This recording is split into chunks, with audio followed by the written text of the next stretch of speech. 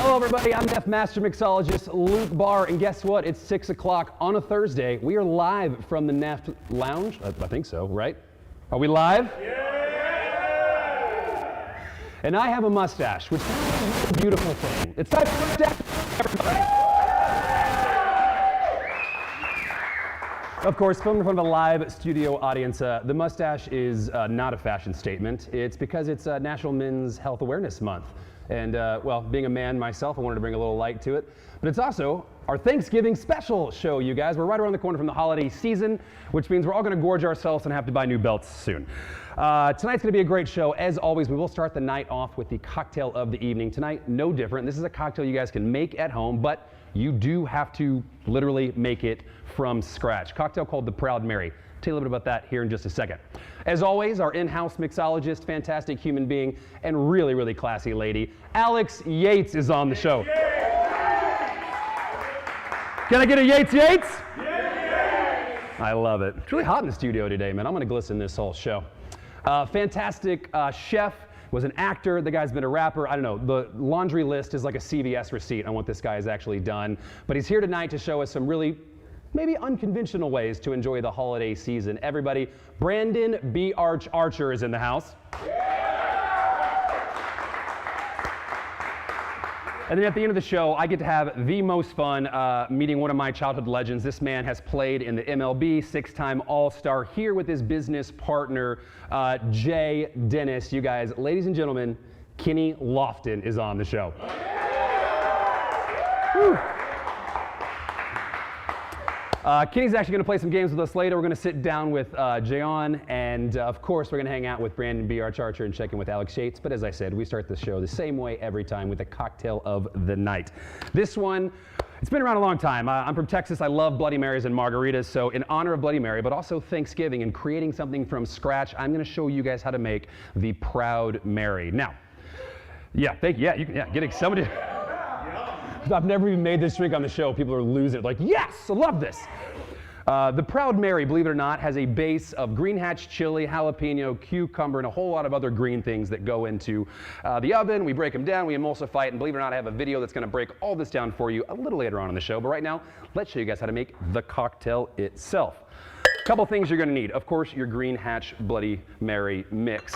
Some OJ, lime juice, lemon juice, olive juice, a little bit of green Tabasco, Worcestershire sauce, your favorite Mexican lager, whichever one you want is great, and of course, Neft Ultra Premium Vodka with those 4 ancient non-GMO ryes, and of course, that 50-year artisanal water gives us a fantastic foundation on which to build a spirit-forward cocktail. So let's get right into this thing, you guys, and here's what we're going to do first. We're going to start with just a quarter to half an ounce of all our juices here. So it's all equal parts of all the juices. And once again, the more you're making, meaning the size or the amount, you don't have to be shy. You can add a little more, a little less. Tailor it to yourself. And then while I'm doing this, as spicy as this drink is, I'm getting a little hot, y'all. Woo! I'm going to end this show shirtless. It's going to be great. A little bit of Worcestershire sauce. I don't know if I pronounced that right. No one does? Yeah, whatever she said. That's it. Thank you very much. And of course, got to have quite a bit of our green tomatillo Bloody Mary mix. Bloop. Just like that. There we go. Makes for a nice color, definitely a statement piece, especially if you're around the holidays, you want to impress your family, mother-in-law, someone like that, by all means. And of course, you guys are going to do a hefty 1.75 ounces of Neft Ultra Premium Vodka. And if you're me, you just do 2 because it's more fun. I love everyone's laughing like, I do it too. Yes, you do. We know. We're going to rim our glass with celery salt.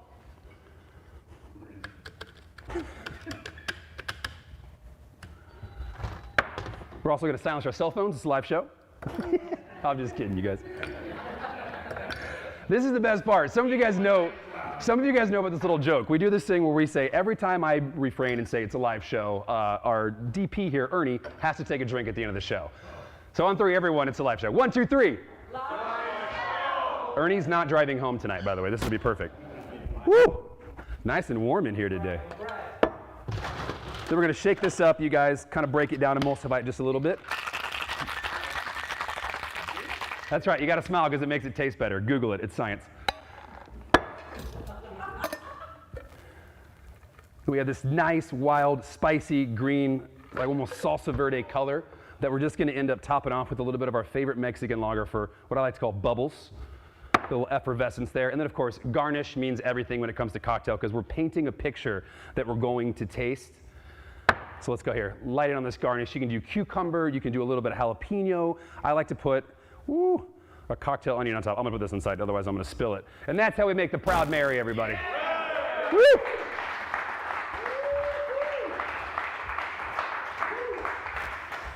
So it's actually just me waiting for more applause. Like, bring it on. I love it, you guys. Like I said, if you guys are watching this at home, believe it or not, we are filmed in front of a live studio audience. We have a lot of fun here. Throw out some drinks, some food. And speaking of drinks, one of my favorite things to do is to bring in our in-house mixologist, Alex Yates, and she's here to show us a little bit of how to pair cocktails and Thanksgiving. So ladies and gentlemen, please welcome Alex Yates, everybody! Hey Alex, thanks for being on the show. Hey, thanks for having me.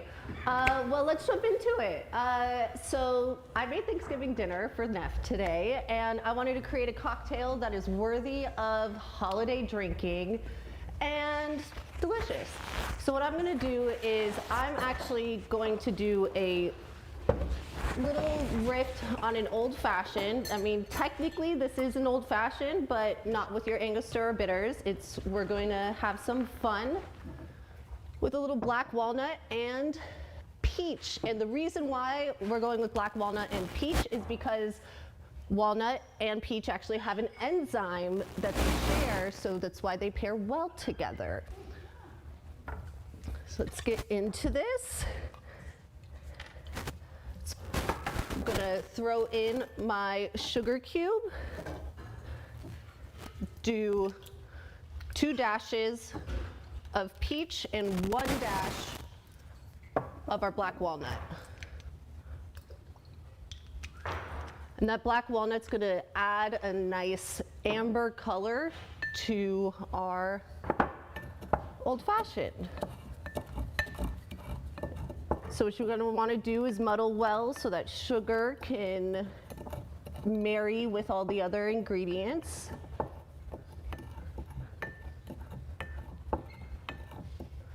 Get that in. And you're gonna go with 2 ounces of Neft.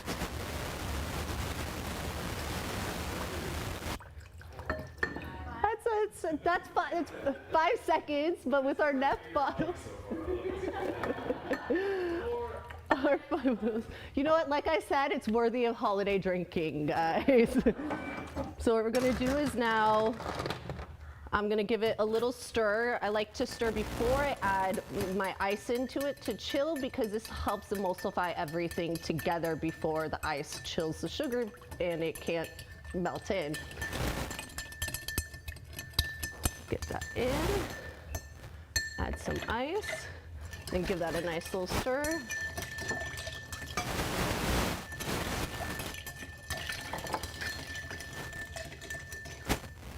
There we go.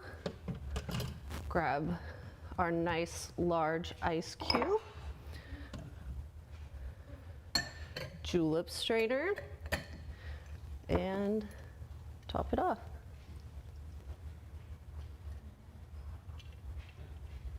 There we go. And since this is it's a nice twist on a classic, it doesn't need a garnish, because what your garnish is actually going to be is all that Thanksgiving turkey you're going to eat. So, hey, Luke. So the garnish is tryptophan, right? Is that... Very good. Yeah, you don't got to ask me twice. I'm coming over. You said old fashioned. That's like my code word. My safe word is please. See, this is what I love about Neft. Because it's rye, it actually gives the same foundation. It tastes like it has that same maple bourbon, that smoky flavor that you get from rye and that you get in an old fashioned. And yet, it's just clean. It's easier and it's cleaner. I love this, Alex. This is wonderful. Perfect. All right, so let's talk about the turkey in the room. What's going on over here? Okay, well, I made an apple brined turkey, and I let that brine for 10 hours last night. And then I made I I don't have that kind of patience, you guys. I'm a cocktail guy. 3-4 minutes, I'm out. That's it. It's stuffed with apples, some oranges, some lemon, garlic, your poultry herbs, which are rosemary, thyme, and sage. And so those herbs I also made into an herb butter and threw that in under the skin of the turkey and over. And what that's going to do is help keep the turkey moist. And anybody just salivating right now? Yes. Yeah. So, yeah. Do we get to eat it? You want to try some? The answer is not going to be no. All Let's right, do this. let's do this. Who's ready for Thanksgiving, by the way? Oh, yeah! No, so sorry. I mean, who's actually ready for Thanksgiving? All right, let's get into this. Take it. So, I don't really have a fork, but let's get in here. And But this is a true mixologist, by the way. Definitely using the bar tools. I know, right? Let's get this in and slice that open. Hey, does anybody want to run and grab me that other knife from the other turkey? Absolutely. I've actually got a good bar knife. I'll get it for you. Also, someone said the other turkey? Oh, yeah. There's another turkey? Wait, did we up our budget for this show? What just happened? Two turkeys? That's usually just what we talk about when we're talking about me and Ro. This is great. Let's get in there. I think I know why I'm so hot. It's got to be the mustache, right? It's the only thing that makes sense. Everyone else is like, I'm fine. I'm gonna burn it up, man. Or the sweater. Not doing Okay, this. might be the sweater. Might be the sweater. I probably should have asked for a fork too, guys. Here we go. It's coming. That's okay. It's a live show. It's a live show. It is. Next season, we're getting an Ernie cam that just shows his face and how distraught he is every time we say that. We have one. We have an Ernie cam? We put the guy in charge of his own camera. Smart. Here we go. And so I'll cut this in half. And You're gonna have to feed me because you have the only fork. I love this. I think we're good enough friends, right? Get it. Yeah. I like Louisville. This is the part of the show that gets weird because we're not supposed to talk with your mouth full. But it's a talk show. Talk amongst yourselves. I'll give you a topic. A chickpea is neither a chick nor a pea. Disgust. Anybody a fan of my mustache? Yeah. I feel the sympathy. I appreciate that. Okay, first off, wonderful, delicious. 2 turkeys. And I think it pairs well with this because there's like a nice salty, velvety, like underlying, almost a brine flavor that even comes through with the rye. I love this. I love it, you guys. Ladies and gentlemen, Alex Yates, everybody. I have to say this because Alex showed up. We do this pairing, but she actually brought like 9 things and like Schaefer dishes and all this other kind of stuff to prepare a whole Friendsgiving for us. So once again, Alex Yates, everybody.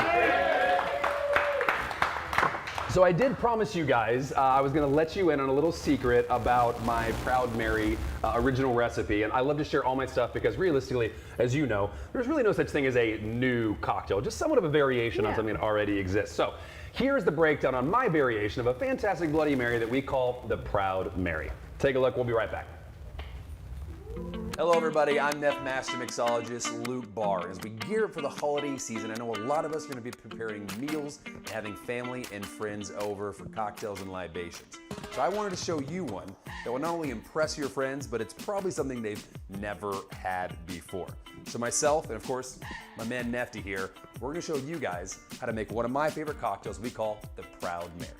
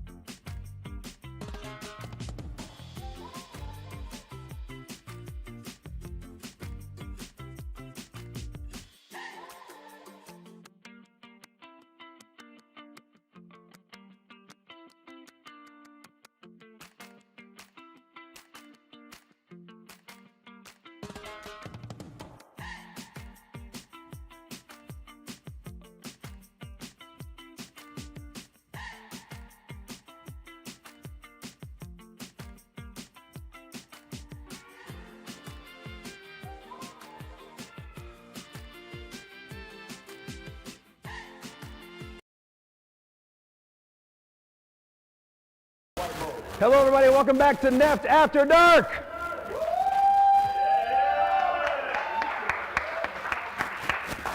This is the most ridiculous. I just see myself in this, and I have this stupid worm on my face.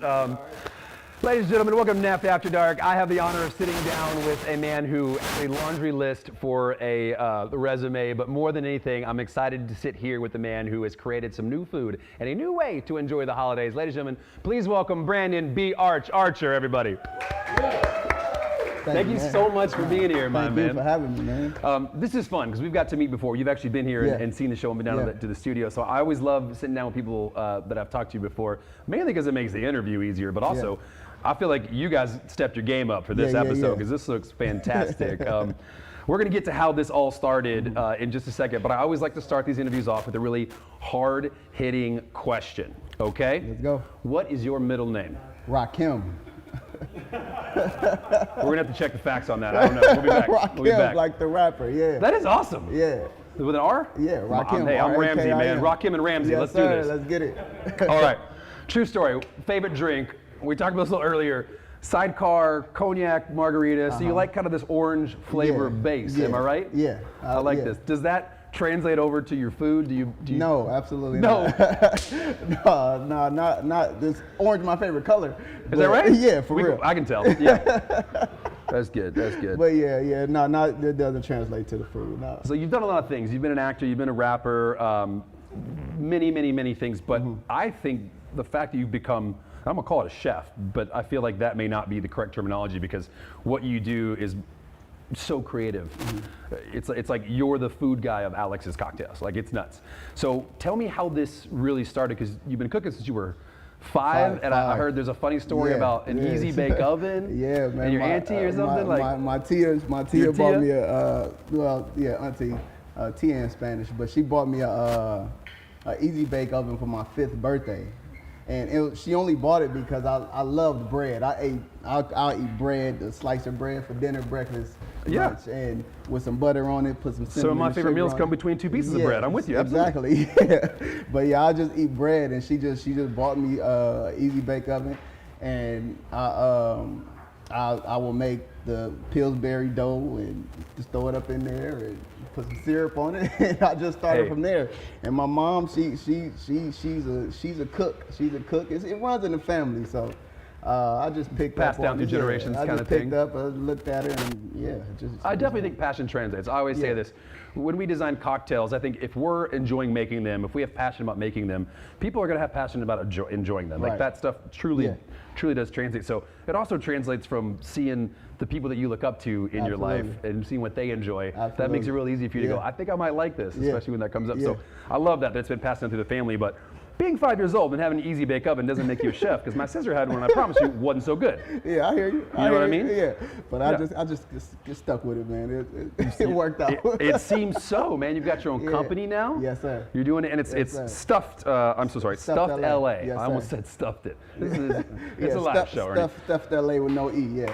Stuffed LA, Yes, no sir. E. Yes, sir.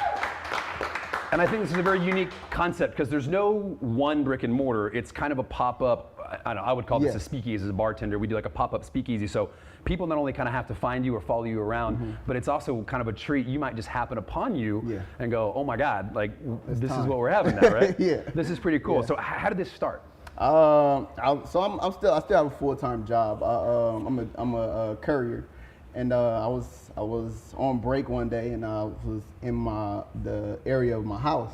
So I went home. I was hungry. I got some Aunt Jemima pancake mix, and I mixed it up real quick, and I threw it in, made a pancake, and then I threw the sausage in the same pan while the pancake was cooking. Now you're talking about let's go. Right. So I started touching, and I said, okay, let's get an egg, and we're gonna throw it right on the side of that, let it cook. While the pancake cooking, so like I said, the sausage touched the pancake, so I said, let's put it in the top of it. And I layered it with another layer of pancake mix, and I flipped that thing, and it was good. So I text my uncle and my brother and my cousin. I said, hey man, y'all gotta try this. This is something. They came and tried it. They said, man, you can start a business with this. I said, say no more. Had a logo 2 weeks. And then they brought my first grill for me. They pieced up and bought my first flat top grill for me. And You literally just went home. Yeah. Yeah, definitely. Absolutely. Yeah. This is what I do at like 2:30 in the morning after the club. I go home and I try to whip something up. I promise you it does not come out like this food. But I love it. You went home, opened the fridge up, and was like, what I got? That's it. Made something fantastic and delicious that you just, I don't want to say just happened upon, because you definitely knew what you were doing going into it. And then all of a sudden, here we are. Yeah. It's a business. Yeah. I think that's just one of the coolest things. Yeah. How many of you guys have done that here? Don't be shy. No one. Perfect. I love this, man. That is too cool. By the way, I'm definitely going to come check you out. You do this twice a month, and you do like kind of a tasteful brunch, which is real nice in different pop-up locations. So we definitely want to figure out and keep us updated on where those are going to be, because I'm going to come find you. You've been an actor. You've been a writer. Yeah. This one's kind of fun. You've been a barber. Yeah. I'm still a barber, and I'm still a writer. Yeah. Perfect. Acting if it work out, it work out. Yeah. Neeson tells me I need to go high and tight with this and make it just look cool.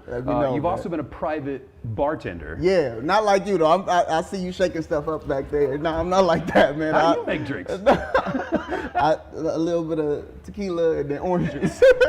I love it. Yeah. I love it. Thanks for coming on the Neft Vodka After Dark Show. I love this line, man. And this is something you've been quoted saying, is that cooking is your freedom. Yeah. Tell me about that. It's like you said. I'm free when it's no limits. It's no rules to me in the kitchen. The only rule I have in the kitchen is stay out my way. That's it. So don't get out my way. I think I learned that from my mom. Like, when I'm in the kitchen, ain't no need for you to be here. I know what I'm doing. It's your peace. It's your zen, right? Let me just stay out my way. That's it. Y'all. And when I'm out the kitchen, come bother me. But when I'm in the kitchen, leave me alone. So, but it's just no rules when it comes to seasoning and it's just free. I don't have no boundaries. Yeah. Yeah. No boundaries, no rules. Yeah, and I'm not scared of making mistakes either. If it doesn't work out, if it doesn't taste good, then try something else. Yeah. This one started out as, I don't know, we call it R&D. Some people just call it drinking. And you have to like make different cocktails and design. By the way, this looks really good with your. Thank you, sir. With your spread here. This is pretty. Before I just messed up Neeson's whole display. Lovely. But sometimes you make stuff and it doesn't come out right the exact first time, or it's a little different than you wanted it to be, and then you tailor, you trim, you tailor, you trim, until you get it to a place that you think is perfect, and then someone else goes, I liked it the first way sometimes, or it could be spicier, but so I like that you said there's no rules. No. It is freedom to some extent, and no one can kind of touch you or mess with you when you're in there. Yeah. So I love being a bartender, because literally, physically, no one can touch me. The bar separates us, which is nice. So cooking is freedom. You've got stuffed LA. You're still working, man. Yeah. You seem just like an all-around hustler, and I know you. You're a fantastic human being and a good guy. Yeah. So Thank I you. wish you nothing but the best.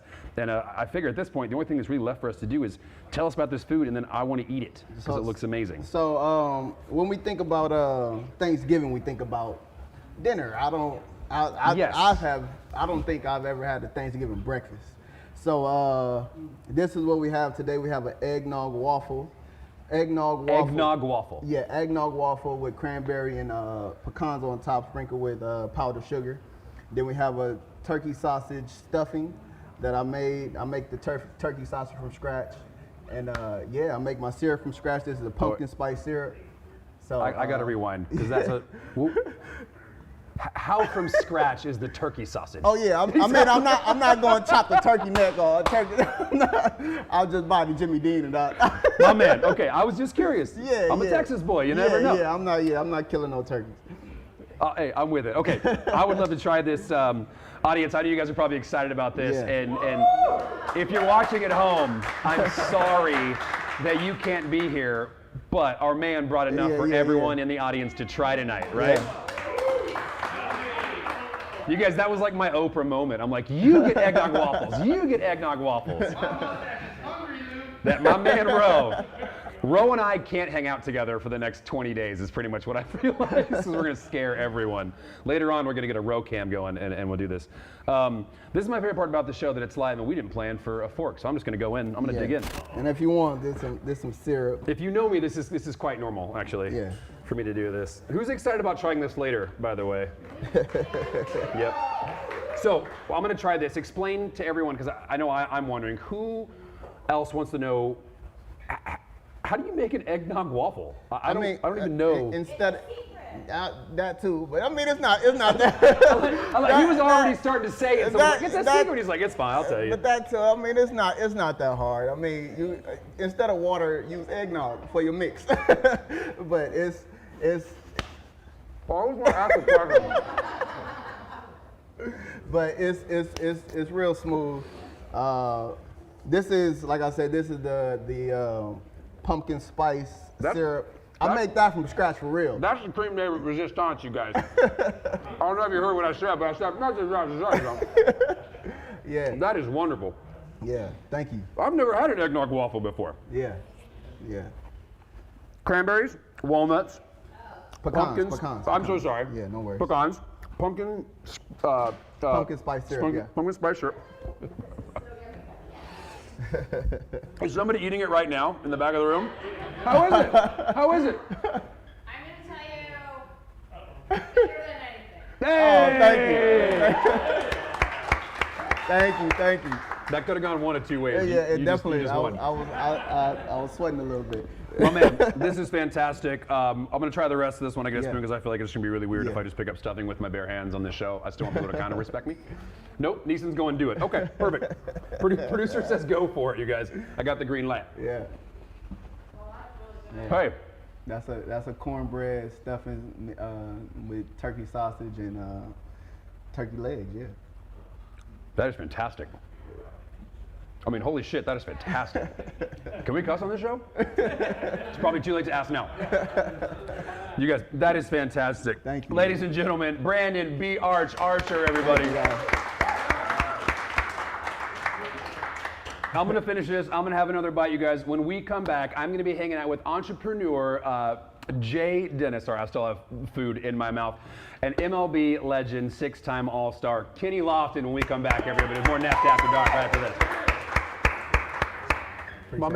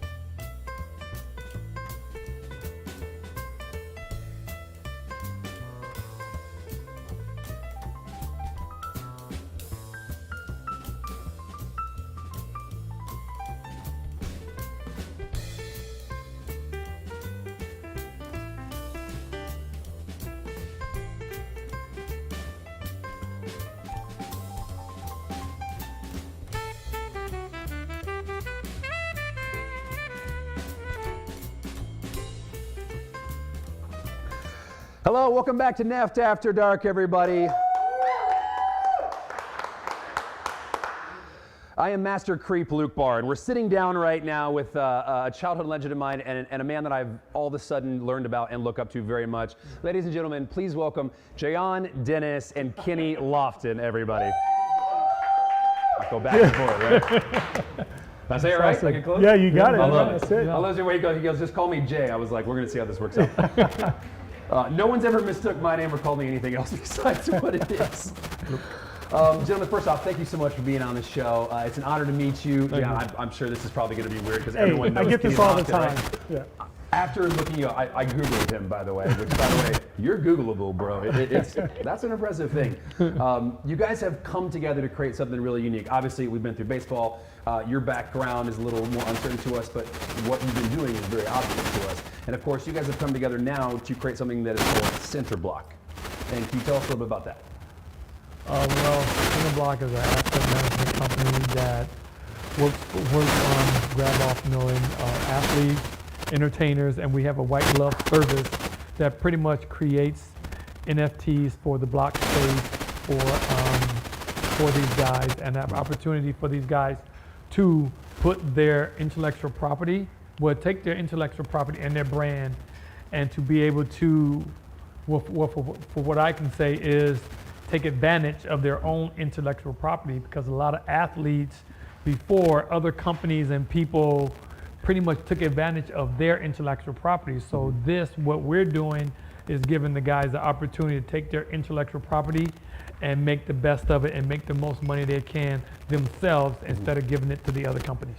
When you talk about their intellectual property, can you give me an example of one piece that might be? I mean, would this be linked to a social media account? Would this be linked to something they've created that they're trying to sell? An image of themselves being used as I don't know, a GIF. Once again, I'm not a tech guy. All of that. All Teach of me that, something. is something pretty much you can take, because just use for baseball examples, baseball cards. You take a card and you take a photo of likeness of myself. Now I have an opportunity to take that piece and put it into the NFT space, into the blockchain world, and be able to sell it. And that's what we're doing for guys. And let me ask you this, because I got to be honest, I don't know a whole lot about exactly how this stuff works out. Baseball card, it's got your name, your picture on it. You're getting, I'm assuming, a percentage or a payout. Yes. There's some version of a contract that you make some money on that, right? Or whatever the deal might be. With an NFT, with something that lives online, that it can just be copy and pasted and sent everywhere, which is, for a long time, I'm sorry, so maybe not the NFT, but for a long time, things have just been sent out. And everyone can take that, reuse it, use it. Where does this come in? And once again, how exactly does the NFT give someone ownership, and how do they claim that? Well, it's long. Go ahead. Yeah. So I'll try to break it smaller because I can. It can get long. I'll try to break it down like this. That would be nice. Simple. Terms. Yeah. So it's not that easy, right? So you can't just copy and paste the actual asset and own it, right?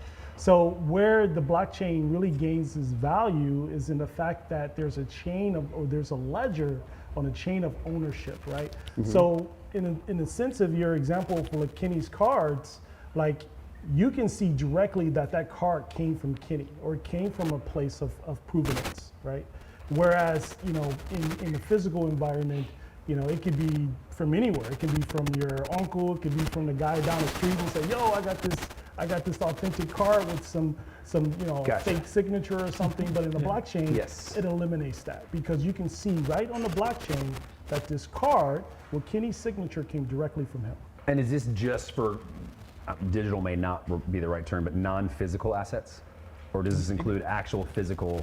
Yeah, it like, can does be both. Include It can be both. Does it include the card as well? It can be both. Yeah. So I'm learning something new every day. But it's more about the authentication of the actual piece itself. That's a great definition that I can understand. I can wrap my head around it. Once again, not a tech guy, by the way. I don't know. I come from a sports background, and like you. Not like you. Actually, no, you see us there. Wait now. You, the rest of us. Got it. Okay. So why is an NFT important right now? Pre-holiday, getting into this time of year, or just in this time and space on our timeline? Why now? Yeah, it really, so that's a great question, because... Thank you so much, I wrote it myself. because it's really, so NFTs is really speaking to the true value of decentralization, which is really like ownership, right? Like the true value of ownership. You don't have people in the middle kind of dictating or controlling the value of something. The value is really dictated by the people who believe in the project or the people who want to have that asset, right? So they actually dictate what that value is. It's like something's worth as much as something will pay, as much someone will pay for it, or is this like a completely different where you, because you're the ownership and the people who are backing it, set the price? Yeah, not necessarily. So it's, for example, like this is an analogy I like to use all the time. When Please, I people are love trying to analogies. think about- So what would you pay for a picture that comes directly from Picasso? From Picasso? Yeah. I mean, you could pay millions directly but- from him. But on the blockchain, you can see that it came directly from Picasso, right? No matter if it's digital or physical, you can see that it comes directly from Picasso. What is the value of that? It's You asking millions. me what Yeah, I'm I just don't saying, it's know. millions, I don't. right? I just host a show at a bar. This is great. In the audience, what do you think? I have no idea. Anybody, audience, yeah, it's a live show. What do you? Be higher. It would be a lot higher. Like It's what? a lot. Lot. Yeah. What's- If you cut out the What's a middle people, lot, by the way? If it's from Picasso, you would say you would add an extra like 10 million just because. Yeah. Okay. There you go. So we're looking like 10 million. Yeah, Per okay. show. Okay. or Picassos go for hundreds of millions of dollars. Just because origination and provenance states that where it came from, and you can Exactly. track it back. Exactly. Or a better example is, what is the true value of a Whitney Houston song that's played billions of times around the world? Oh, Now, my what goodness. if you own a part of that? If you participate in the ownership of that song, what is the value of that? There's no publicist, there's no music company in the middle. What if you are owning I'm gonna need a piece of that? TI-83 calculator to figure What this if out later, you what if guys. you own a Ted Williams speech, Hall of Fame speech? Well, I wouldn't be here with you guys. But that's the true value of NFTs. Oh, yeah. Okay, so it sounds like, for one, it's a multi-billion-dollar industry that Oh, could trillion. come to. Trillion, yeah. Okay, right. You guys should host it. I don't know shit about this. This is great. So yeah. I'm so intrigued with this, and I could talk about this all day. Unfortunately, it's only a 45-minute show, so maybe afterwards you guys can stay with me for like 3 or 4 weeks and explain this. Kenny, I want to direct a question directly to you, if I may, for a second. How did you get into the NFT, and of course, we learned about this a little bit, the crypto world? I mean, you're a sports guy. Yeah. You come from the background of athletes, and it's, every athlete should know, at some point your career is going to come to an end as an athlete. How you live after that is denoted by, you would probably tell us better, but 2 things: what you did during your career and how you set yourself up to do after your career, right? So what led you into this business, and how did you end up at NFTs and crypto? Well, again, I started to dabble into the crypto world to understand the decentralized format of the crypto space. So I just felt like, researching and looking at what the value of the cryptos, the different types of tokens that are out there you feel you can make money off of. And then when the word NFT came up, I started to research that, and that's where I felt, wow, non-fungible token. And I think I look at it as something you can get into where there's fungible. There are things like, just say, I'll just use an example of, if you have the number $10, and then you have, there's one part of it, and then you have 2 5s. That's pretty much, they're pretty much tangible. They're pretty much the same. Yeah. Or so you got fungible. You're saying pretty much. I say it's exactly equal, but right, but again, yeah. it's fungible because they're the same. But you I'm look at something such that's an idiot. non-fungible, non-fungible, it's a different number. There's $10 and there's 0. There's 2 different. Okay. So there's the all difference makes sense. between having something that's fungible and there's non-fungible. Fungible, you can be interchanging. It's $10 here. It's just 2 5s. It's still $10. Yeah. That's the understanding. And I just felt like the reason why I got into this, I felt like the opportunity to take a digital asset and make money from it. And players, again, with their intellectual property, they were, again, when I first started talking about this, their intellectual property was being taken advantage of. So now you have an individual, instead of you doing a team, almost like a team game, you have a team game and you have one guy's a star. And then all of a sudden you're trying to make that whole team make money off of that one star. So it's like everyone else made money from, just say, LeBron James. Now you can have LeBron James I've can heard of him, branch yeah. off because you know when you're done. Let's say when you're done playing, you're now you're individual. You're Right. not associated with Right. another team. You- So you- now you have are your own brand You at are that your point. own brand. Yeah. Now you have an opportunity in the NFT space to take your brand and make money from it that you didn't have an opportunity before because you had to pretty much have that middleman, have that Right. third person Right.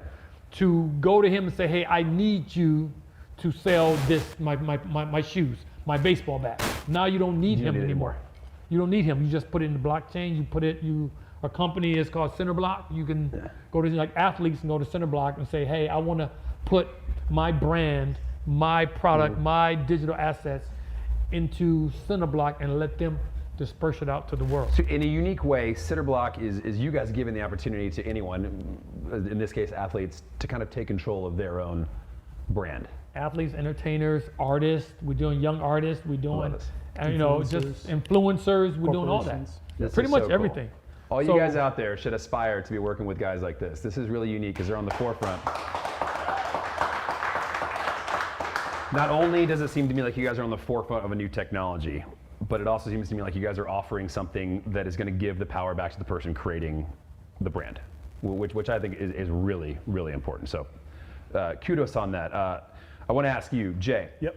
You have a company called AMI Creative Studio that focuses with gaming, asset design for the metaverse. Right, once again. I don't know how many of you guys, probably a lot of y'all here understand exactly what I'm talking about. I'm reading Japanese up here, you guys. None of this, like my brain just goes, okay, perfect. And literally, Neeson knows me. His question was, what exactly is that? Because he knew I was going to ask that anyways. Can you break that down a little bit for us? Absolutely. So AMI Creative Studio is really just it's a think tank to help kind of ideate actual digital assets that gets transferred over into the metaverse. So the metaverse is a digital environment that kind of replicates, no, not replicates, it is like real life.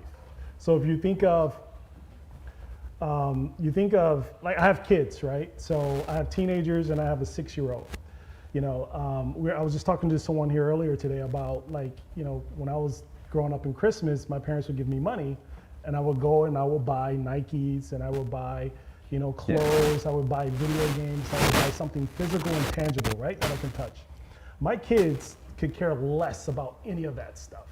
What they want is Roblox, you know, they want, or Robux, they want, I don't even know what that Minecraft is. is like Yeah. Minecraft. Minecraft, like so they Minecraft. want, Roblox to me was a smoothie shop. I Roblox. have no clue. Roblox. I'm the only one? So Roblox. yeah. Is it Robux? It's Robux. Roblox, but the Roblox.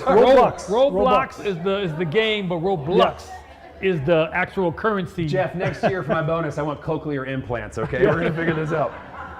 So yeah.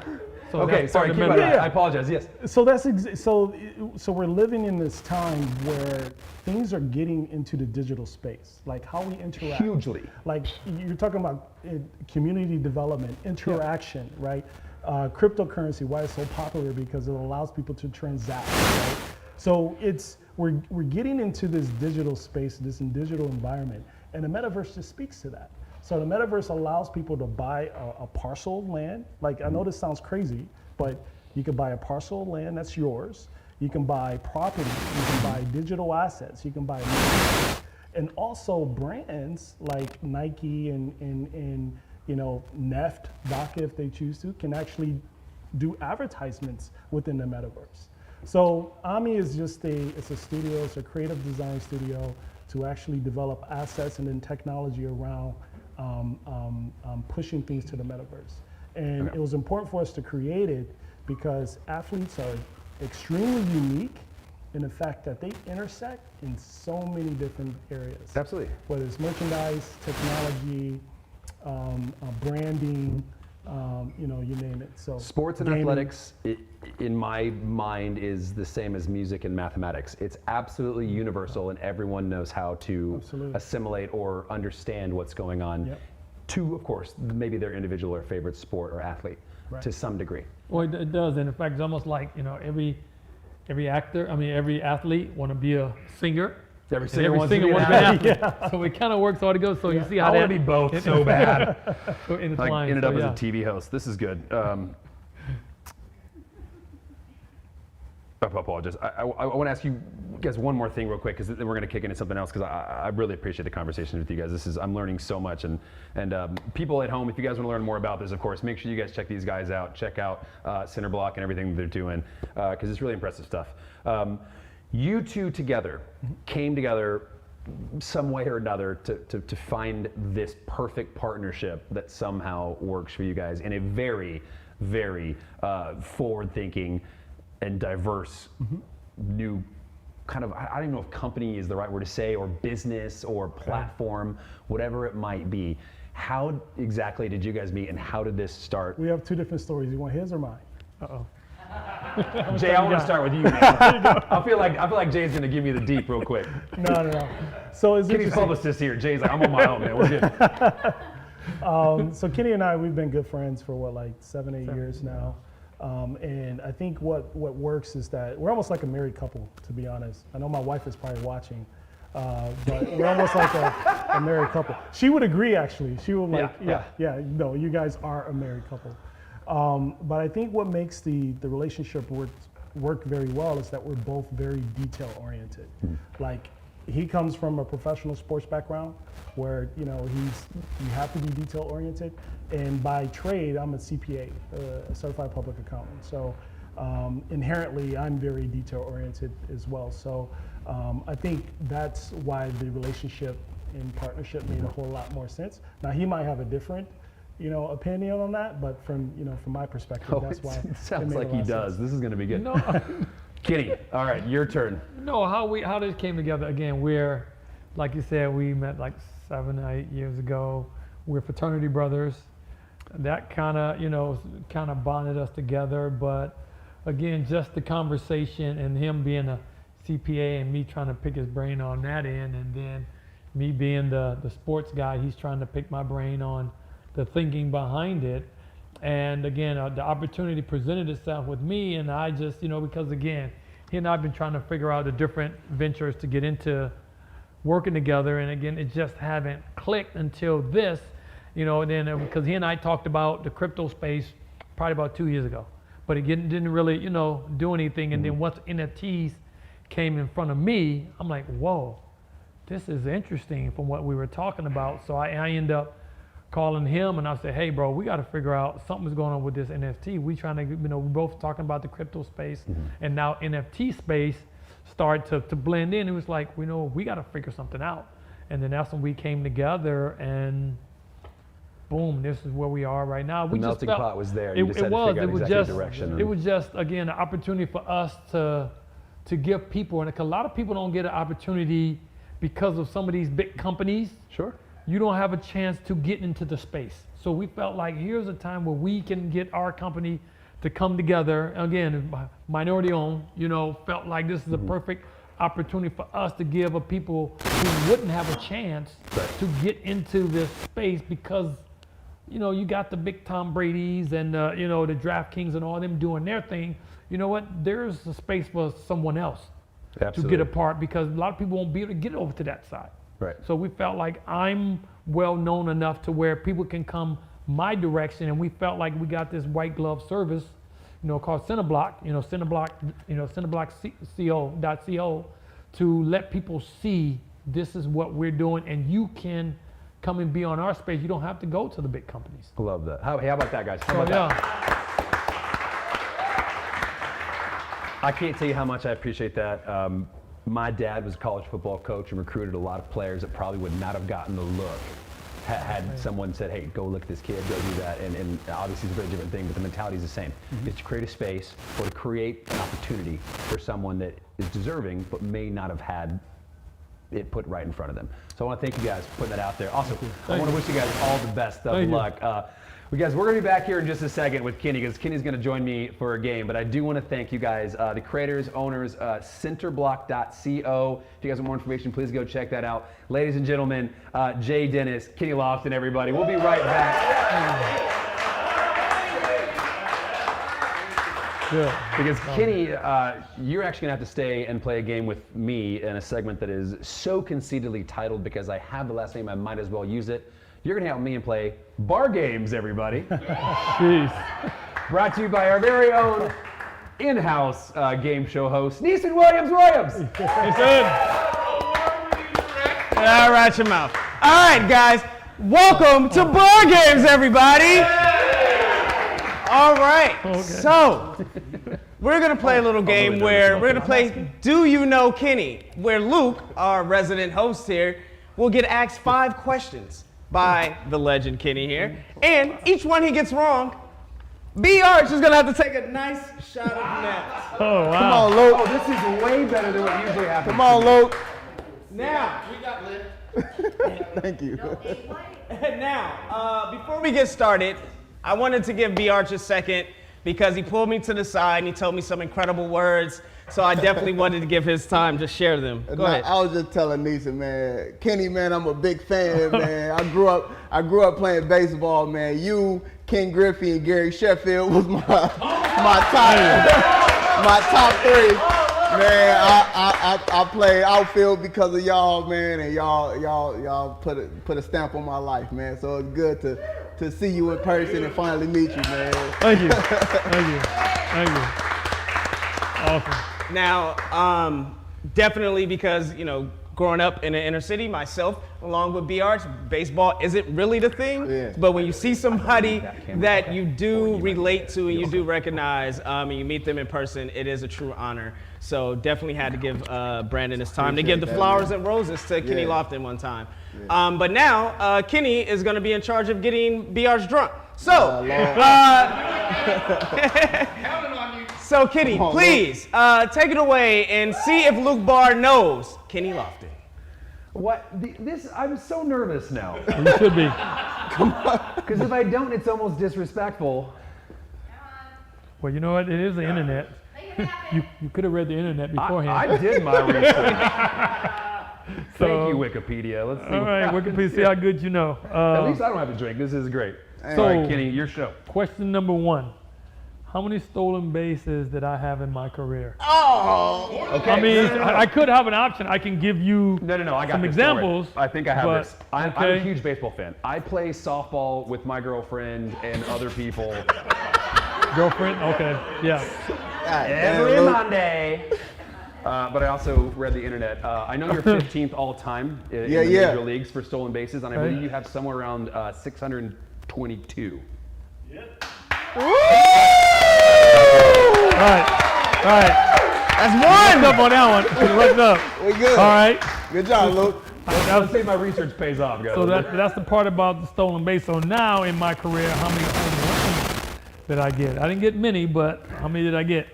I'll take the multiple choice on this one. Okay. Multiple choices: 150, 130, 170. Wow. I love you said you didn't have many. You hit almost 2. Like, that's a lot. I'll be honest. I'm gonna have to guess on this one. I was much more impressed with your gloves out there in center field. I'm gonna say you had 130. Right. Yeah, Luke. All right. Welcome, B.Arch. All right. So, okay, what year did I make my major league debut? You retired in 07. You played for quite a few years because you were a gifted player. I don't want to say you were good because you were great. You started, crap, this is not going to be right. Oh yeah, do I get that again? Want that one? I'll take it, yeah. 1992, 1989, and 1991. Oh crap, you got to give me 2 years apart. Exactly. Sorry, but yeah. See if you went When to were you school. drafted? We need a or when timer. did Come you on, start? Luke. You got to make this Major answer, league man. debut. Major your league debut. Debut. I'm going to go with 1991. Right. Whoa! Okay. I'm a baseball fan. Come on, Yeah, Luke. You played for my favorite team of all time when I grew up, and you also played for my favorite team now, the Texas Rangers and the LA Dodgers. Oh wow. My man, Yeah. I'm a big fan. All right. So here we go. I went to the university. I went to. You got caught a sandbagger! So you know, you said 5. I got a bonus question at the end. Oh so yeah, watch out. please, yes, yeah. So I went to the University of Arizona for college. I played 2 sports. Basketball and baseball. Oh, jeez. Yeah. You went for basketball. Okay. All right. You went for basketball, which I think is hilarious because everyone thinks his son is Kenny Lofton Jr., which is kind of funny, by the way. Yeah. But yeah, you actually did not play baseball until I believe your sophomore or junior. Okay. So Am I on right? top of that, so how many at bats did I have Shit. at Arizona baseball? All of them. Huh? I'll give you a range between 105 from 0 to 500. And wait, you get a bonus if you're at 100, 200, 300, 400, or 500. So there you go. How many at bats? How many at-bats did I have? Yeah, I'm just College hand career. this to you right now. I'm just How many handing this to at-bats you. did I have in my college career? How many games you play in college? What, 40 maybe a season? 30 some odd? Couple of games? I mean, you got it. I would imagine I'm going to go with like 280 at bats. Okay, I had 1. Yeah, go ahead and take that drink. Drink. There you go. All I right. thought he had to drink if I got him right. No, you got it wrong. No, when you're Throw wrong. in these So last you've been doing Okay. good. All right. How many I'm going to be teams? like that World Series that they chucked back in the early teens. How many teams did I play for? Well, almost 9, I feel like. You ended with the Indians. Yeah, I think you played on 8 or 9 teams. It's got to be something. Where's your drink? You got it right here. Go ahead and grab that. Get How it. many? 11. Right? I knew. Go ahead and drink that. Drink.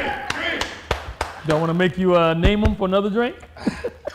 Yeah. As many as I don't get right, you have to take shots. Oh, yeah, I mean, don't go right. You got 11. I know you played Here. Indians, you played Okay. with the Rangers, you played with Okay. the Dodgers, Okay. you played Mariners. Is he drinking? Drink. Is he drinking? Yep. Man, yep. drink. For me? No. He said it wrong. Let's drink. He said, man, I Hey, by can't the take way, no more.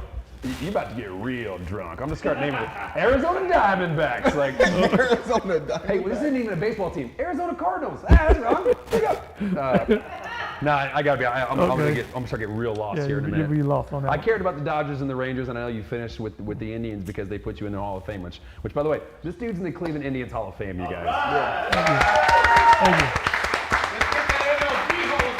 Oh, it's gonna happen. I don't think you're old enough yet. We gotta wait. You gotta wait a few more. Yeah, I got 2 more years. Yeah. Ooh, I was gonna say geez. we're You're not even naming ready, them. but yeah, naming Houston, them. I can't say Houston. I won't. They're not cheaters. Everyone cheats. There it But is. they just cheated better. That's how it works.